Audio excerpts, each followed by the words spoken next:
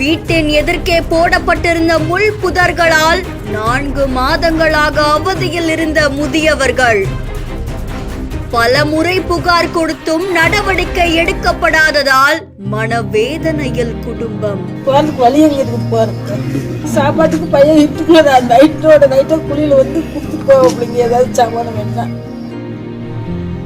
வழக்கறிஞரான மகனின் சட்ட போராட்டத்தால் சாலையில் இருந்து அகற்றப்பட்ட புதர்கள்.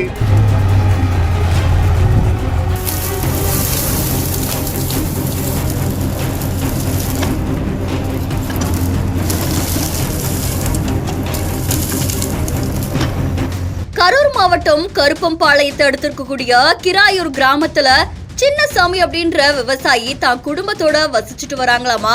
விவசாய வேலை செஞ்சுக்கிட்டே அதன் மூலமா கிடைக்கக்கூடிய வருமானத்துல தன்னுடைய மனைவி மகனோட அவங்க அங்க வாழ்ந்துட்டு வராங்க.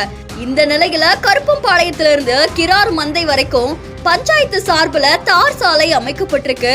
அதே சமயம் அந்த ஊரை சேர்ந்த மூர்த்தி பெரியசாமி அப்படின்ற 5 பேருக்கு சின்னசாமியோடைய தோட்டத்தை தாண்டிதான் விவசாய நிலங்கள் இருக்கிறதால அந்த விவசாய நிலத்துக்கு போகக்கூடிய மாற்றுப்பாதை இருந்தாலுமே இவங்க குறுக்கு வழியா சின்னசாமியோடைய தோட்டத்து வழியா தான் போவாங்களாமா.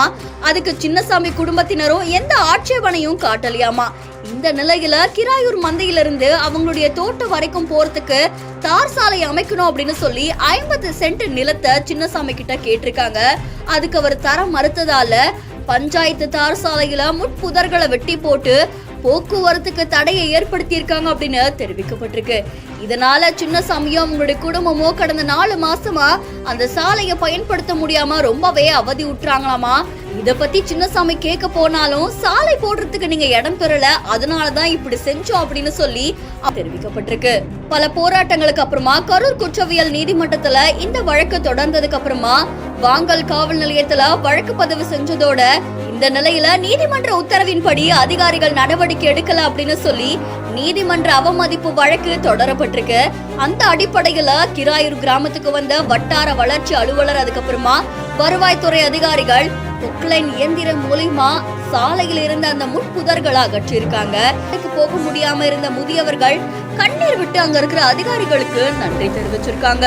இந்த காட்சிகள் இப்போ சமூக வலைத்தளங்கள்ல வைரலா பரவிட்டு இருக்கு.